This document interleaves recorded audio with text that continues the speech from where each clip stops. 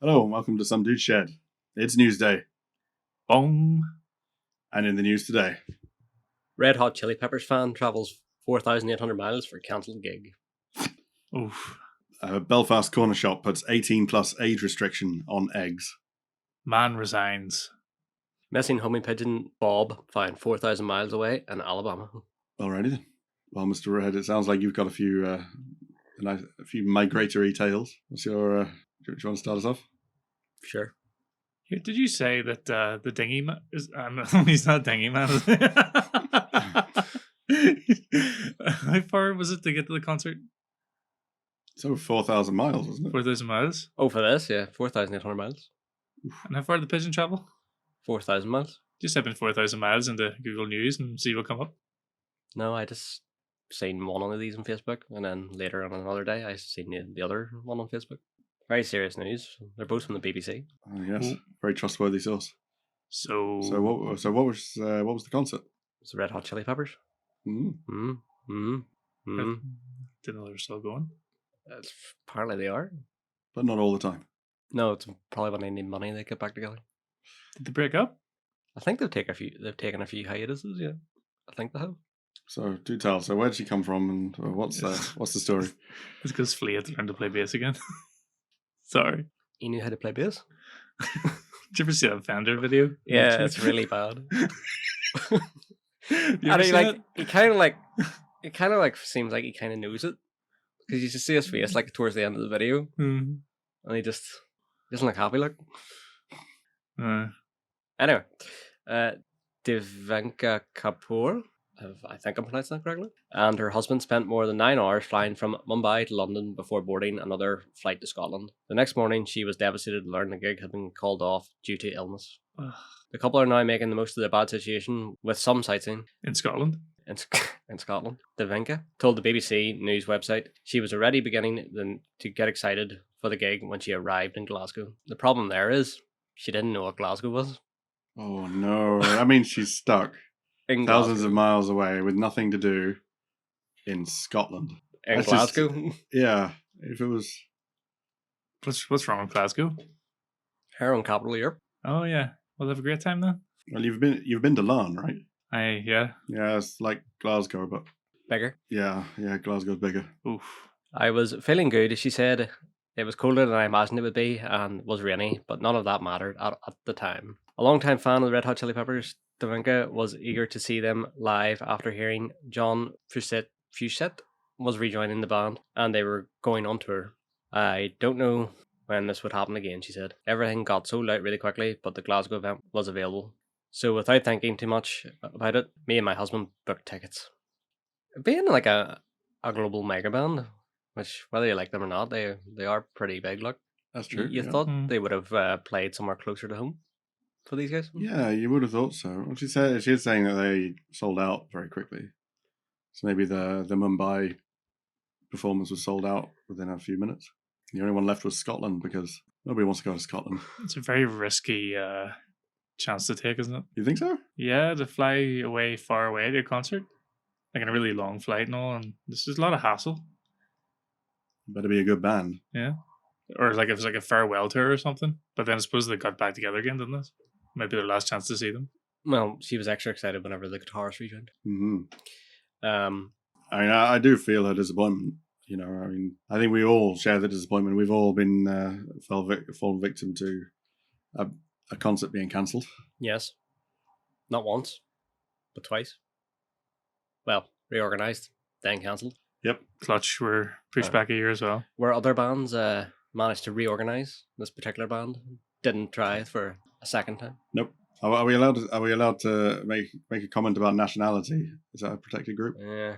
The German band, which I won't name, is not really I wouldn't say it's my favorite band, but this woman sounds like she's a big fan of Red Hot Chili Peppers. I mean, if I traveled 5,000 miles to see a concert of the Expert Knob Twiddlers, then I would be super disappointed if they cancelled. Well, continuing on with the article here, they were both tired after their flight, so they grabbed a quick bite to eat before getting some rest. I was looking forward to hearing Can't Stop, Under the Bridge, and Californication live, Devanka said. Her hopes were dashed the next morning when the band called off the concert due to illness. I read the news at 7 a.m. It was the weirdest feeling, she said. I can't get out of bed. I just don't know what to do with myself. I was absolutely heartbroken. Despite her disappointment, she was eager to enjoy the rest of her time in Scotland. Well, she's going to have to prepare herself for more disappointment. All the deep fried peas. Every day just walking outside and Scotland. Well, they can have any food they like, deep fried. It's true. I think deep fried chili peppers if they want. I think in the interests of balance, I think we need to mention all the positive things we can say about Scotland.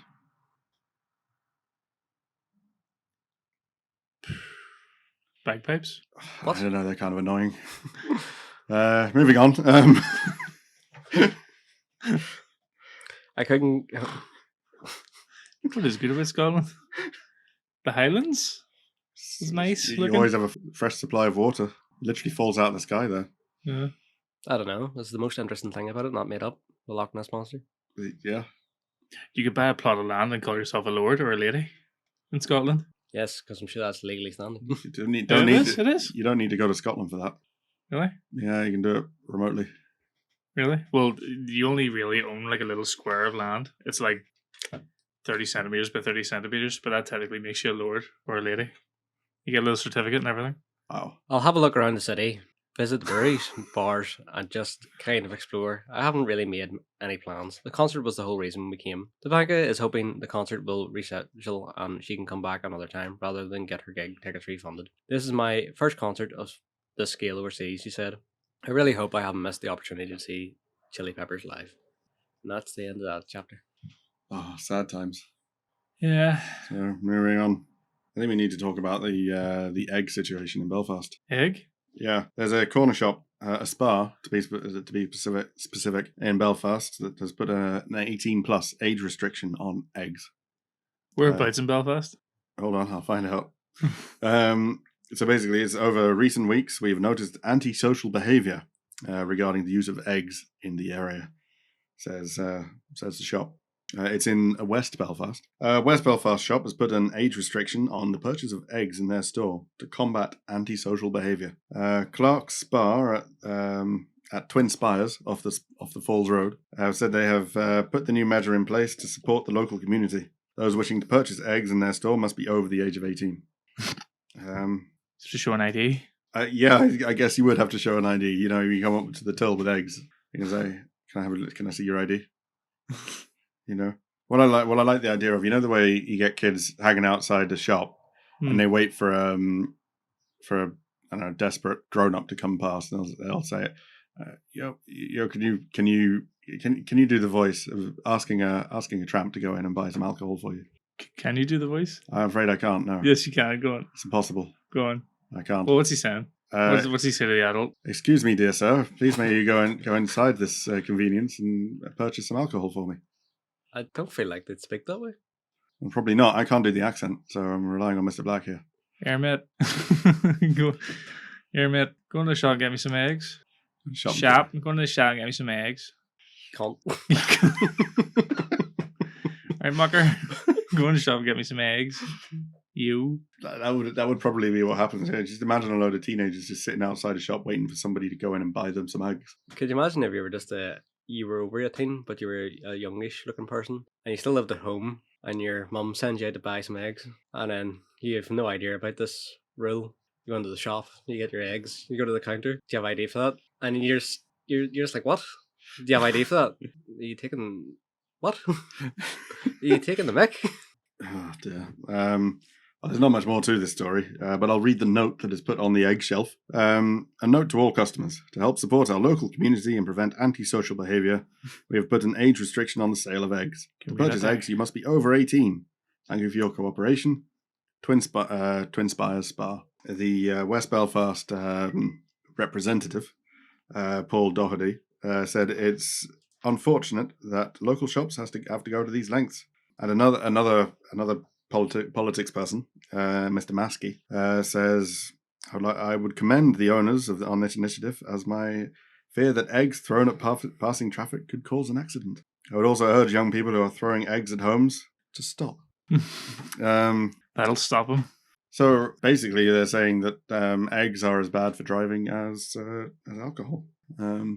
and you should be over 18 and responsible with your eggs. Don't drive down the Falls Road unless you have a good set of windshield wipers. I avoid driving in Belfast when I can. Aye. Yeah, that'll do. Particularly the more religiously leaning areas. Moving on. I believe you had an exciting story about a pigeon, Mr. Red.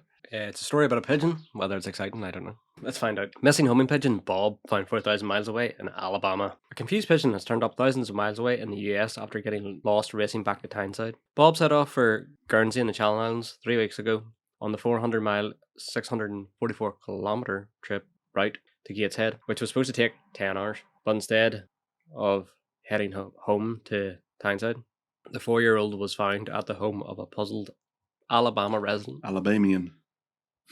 Albanian is actually a gift for somebody from Albania. Alabamite. Alabamite? Alabamasian. It says Alabama resident.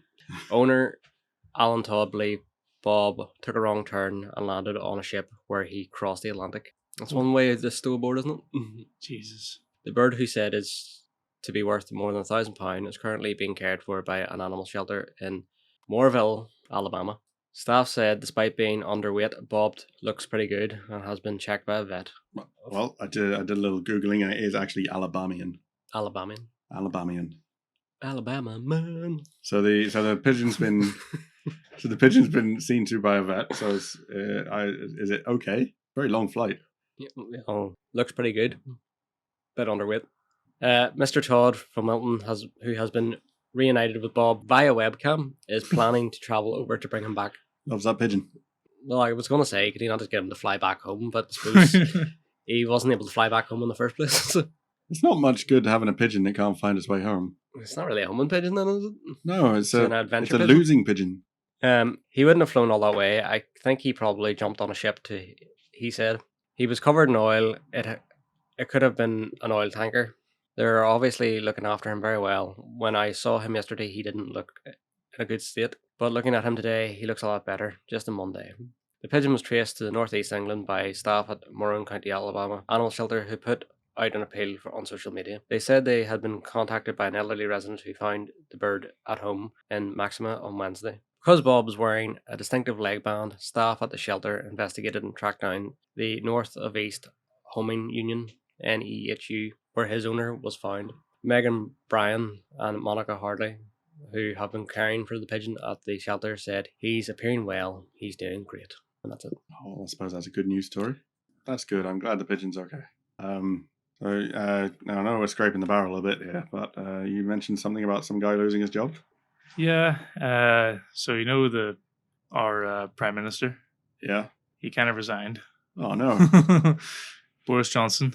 He gave us 2 weeks notice in. Well, apparently he's going to stay on to October. That's what he's proposing. But other people in his cabinet and from opposition parties are saying, nah, go now, please. I think that's normal, isn't it? You say you're going to resign, but you can't just leave. He'll do a caretaker government, basically, for the next few months. Yeah. But yeah, so, I mean, he's resigning because of what? Because of the party thing? Yeah, he's the first. I think he might be the first prime minister to be ousted for a party. Mm-hmm. I'm not certain about that, but I think that's the case. That's that really. I think it's whenever the cat resigned. I think that was really that was the last straw. Yeah, there's a very heartbreaking photo of it, which you'll see now. There is a very heartbreaking photo of the cat giving an announcement that it is indeed resigning, refusing to work under such a terrible prime minister. I don't think anybody cares about the fact that, particularly the fact he's resigning. You know, like it's like, well, I think it does. Okay. I think Larry was quite popular. Larry? Yeah, the cat. Oh no, the Prime Minister. Prime Minister. No one really cares about that. Partygate and the 30 members of, I think 50 members of his cabinet resigned. From what I understand, he kept on assigning new people to the cabinet, but they kept on resigning. Yeah. Until he eventually got the message. Well, the best one was Michael Gove didn't resign. He got sacked. Yeah, it's like, if I'm going out, you're coming with me, with your weird cheeks. And in other news, in very related news, I suppose, there's a Tory whip that's been that's under investigation for groping, and he's called Pincher. Living up to his name. Yep, he's clearly doing whatever his ancestor did way back in the day when he got his name. what would a pincher? It's a medieval name, is it? I imagine it's somebody who gropes people. What would a pincher have done in the medieval times? It could have been somebody that just, pinched pennies. Or like Very a thief? tight-fisted. So you say like a thief? Well, no, I mean like very tight-fisted. I suppose. I need to look this up later. I do quite like the history of names. Pincher sounds like a name. Give a name to a thief. Yeah, Well, he was pinching other things. it was indeed. Shall we say on that note, or is there anything else you want to add about Big Boris? I think we'll pinch it Right. there. See you, Boris. Yeah, you did all right, and you did pretty much the same as every other prime minister. You did stuff that nobody liked, and everybody ended up hating you. That's generally what the prime minister does. So Yeah. yeah, Well, he couldn't do his hair, could he? he didn't have time to do his hair. So I guess I'd just say best of luck to whoever else wants to do the job. Why anybody would ever want to be prime minister, I have no idea. Oh well. Bye. Goodbye. See ya.